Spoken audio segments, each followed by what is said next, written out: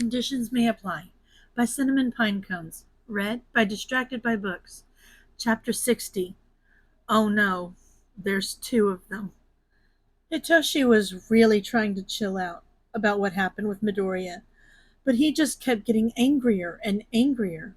When he didn't show up to the library on Wednesday, that anger festered into white hot fury and nestled itself neatly in his gut. He was avoiding him. He was really avoiding him. He hadn't reached out to schedule their weekly dinner, so Hitoshi did the same in return, and now he wasn't even coming into the library at all. Hitoshi was so angry, and he was angry with himself for his anger. He knew Midoriya was scared. He understood that fear, but he was scared of him. He was scared of Hitoshi, and Kami, that hurt more than he thought it would. His mom kept trying to ask about what had happened, but he kept brushing her off because he didn't want to hear what she had to say. Maybe he just wanted to be angry. He had given up on trying to understand how he felt about the situation at this point. If Midoriya didn't care enough to talk to him, then it wasn't worth Hitoshi's time to sort through the mess of feelings he had about it. Izuku was going to lose his mind. He was sure of it. Hawks had been tagging along on patrols for the past few nights. He was such a big help, and he was a riot, too. Eraserhead was always so fed up with the two of them by the end of each night. It was actually fun.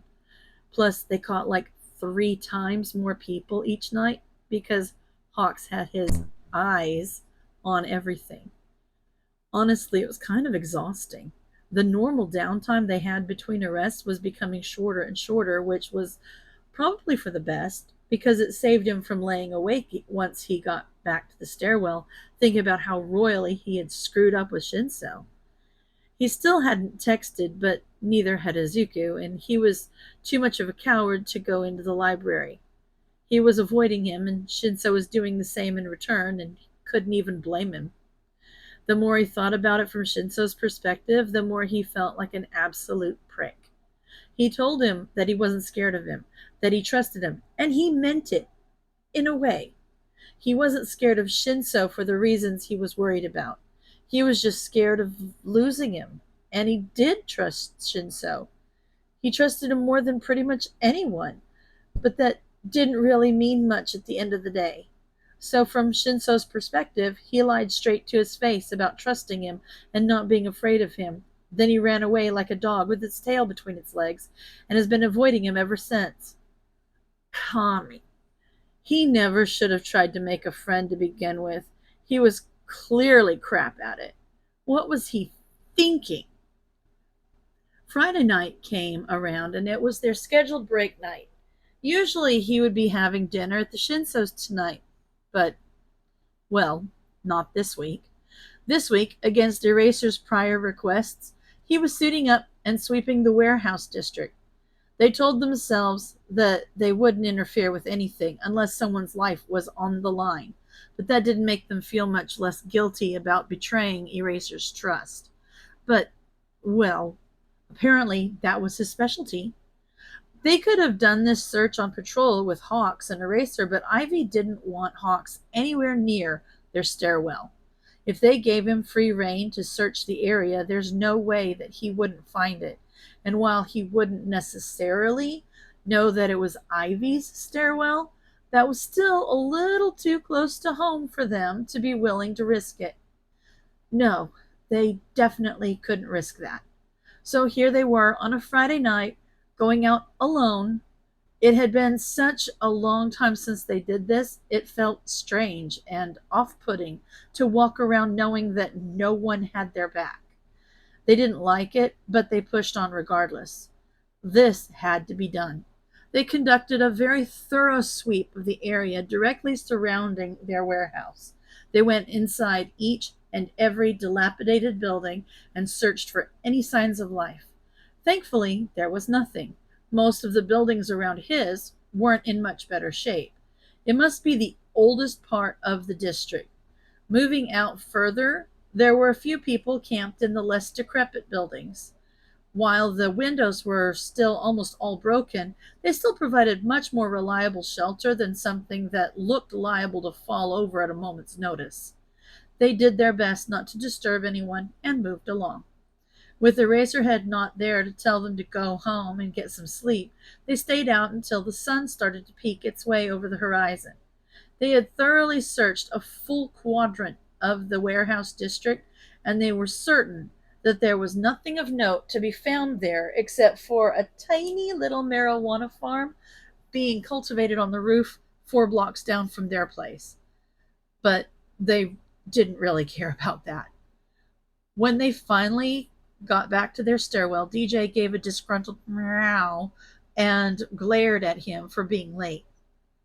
Sorry, DJ. I got work to do, he mumbled out in explanation. Before he collapsed into his nest, he pulled out the map of the warehouse district he had drawn up the last time he had to sweep the place and traced over it twice. On one sheet, he highlighted a large area farthest away from the stairwell for hawks, and on the other sheet, he highlighted a smaller area still as far away from his warehouse as possible for Eraser, leaving him with a small perimeter to search around the area he had already combed through closest to home. He felt bad giving the two of them so much more ground to cover since he'd already been through most of his area, but if he made his area of search any bigger, then Eraser would get suspicious, and he did not want to try to and explain why that area didn't need to be searched so thoroughly. In all reality, he was going to be sticking near to his stairwell to make sure no one got too close. Planned, he texted Eraser before he passed out. Ivy, we're splitting up to search tonight. Bring comms.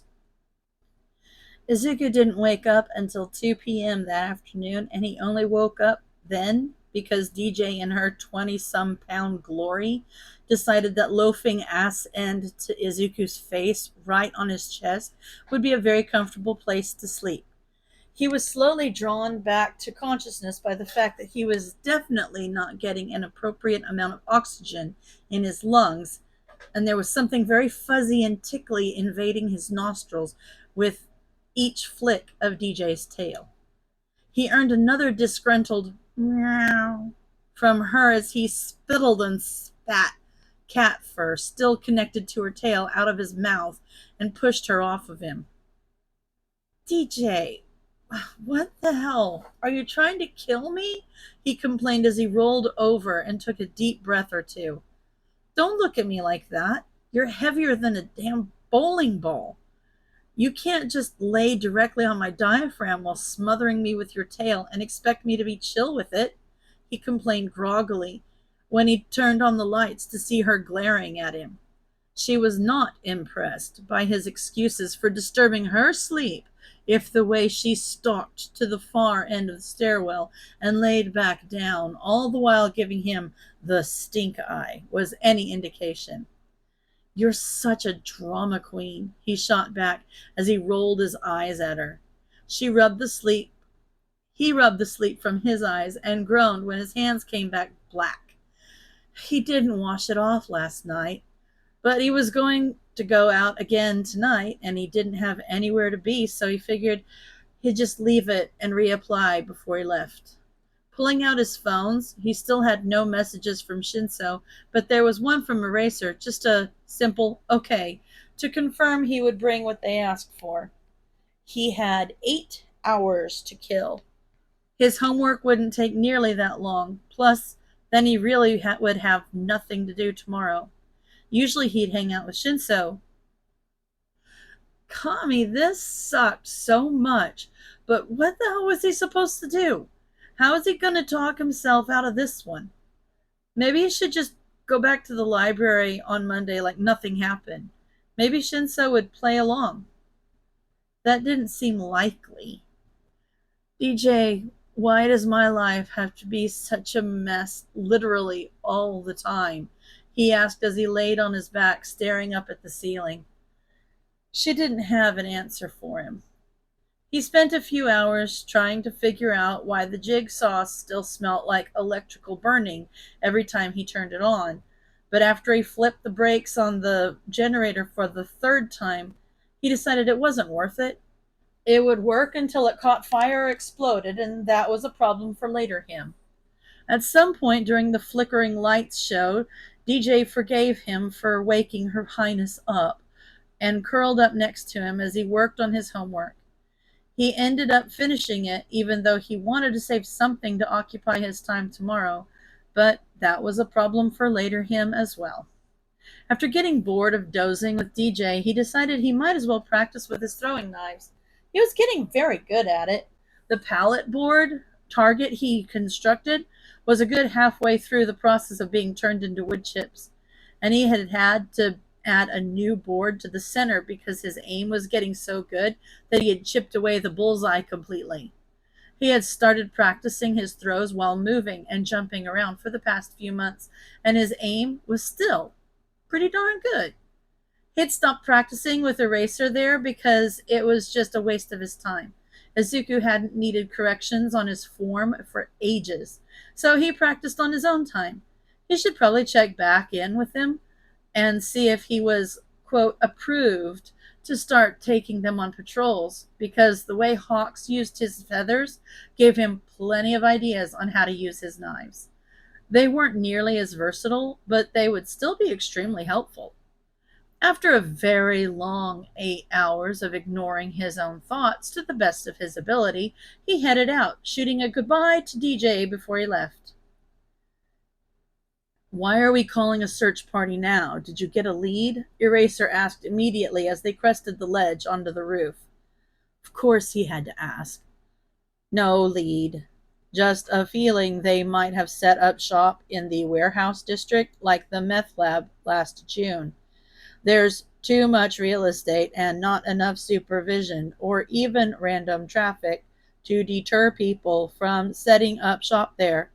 If I needed somewhere to crash in a hurry, that would be the place," he explained, leaving out the fact that they did, in fact, need a place to crash in a hurry, and that was, in fact, the place.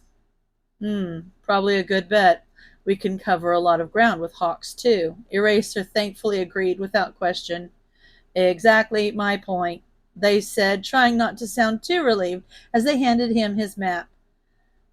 "This is the ground I want you to cover. I'll be getting the quadrant south of you, and I figured Hawks could cover the other half by himself." "We could probably just ask Hawks to do the whole thing and go home," he joked as he looked over his assignment. "Yeah, probably.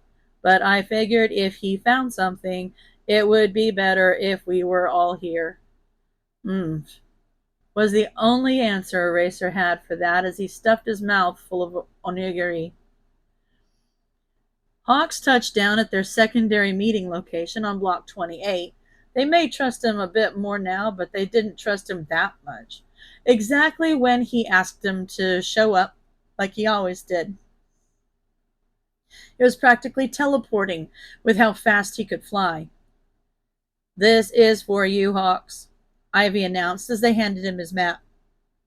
"We're sweeping the warehouse district for any signs of either a temporary or permanent base of operations. Eraser has the northeast quadrant, and I have the southeast. I figured you could cover that much ground on your own, right? If not, we can redraw our bounds." No, this is fine. I'm not as slow as you two," he poked with a smirk. "Whatever, hotshot." Eraser shot back with an eye roll. "All right, we good to go?" Hawks asked, already bracing for takeoff. "Wait, we need to make sure the comms are connected first, bird brain," Ivy interrupted before he could leave. "Real original, Ivy. I've never heard that one before," Hawks said with mock congratulations. Ivy mimed going to grab something out of their pocket and pulling their hand out with their middle finger up in retaliation. The calm Eraser brought for them was already connected to his, but he had to fiddle with Hawks's for a few seconds to make sure he was on the right frequency before they left. After checking that everything was functional, they all headed to their respective search areas, which for Ivy meant that they were going to check on the outskirts of their quadrant for maybe a half hour, and then spend however long it took for the other two to either finish or find something bumming around their own block. Maybe they could dumpster jump scare DJ as revenge. That could be fun. They covered their small section of ground left unchecked in just over a half hour, and there was nothing to be found beyond rats and decades-long abandoned buildings. He did his best to dumpster jump scare DJ, but she saw them coming from a mile away. Nothing got past her watchful eye. Plus, she could probably smell that it was him, so she didn't even try to scare him away. "You're no fun. How come you get to scare the shit out of me constantly, but I couldn't spook you if my life depended on it?" he said as he scratched her behind the ears. "What the hell are you talking about, Ivy?" Eraser's voice came over the comm. "Oh, crap, they forgot that was on." "Oh, wasn't talking to you. Forgot this was on," they explained awkwardly. Their face beat red. "Who are you talking to? Did you leave us to search while you bum around having social visits?" Hawks chimed in. "Yeah, that's kind of exactly what they did." "No, I didn't. They were floundering. "I was talking to a cat," they admitted with a sigh. They heard Hawks snort at them, and they could have sworn they heard Eraser mumble something about having not seen any cats. He sounded rather disappointed. "So cats are your true weakness. Nothing can shake the unshakable Ivy but cats," Hawks declared dramatically. "Oh, piss off. She's a sneaky little shit. I don't want to hear it," they spat back with no heat. "Would you two shut up? This is meant to be a stealth operation," Eraser cut in. "It isn't hard to be stealthy when there's no one here," Hawks countered. Ivy was surprised they couldn't hear him roll his eyes through the comm, but they fell into silence for a while, and after that until Hawks piped up with no warning or explanation about 45 minutes later. "Block 16. I found them, and they're mobilizing. I'm going in." End of chapter.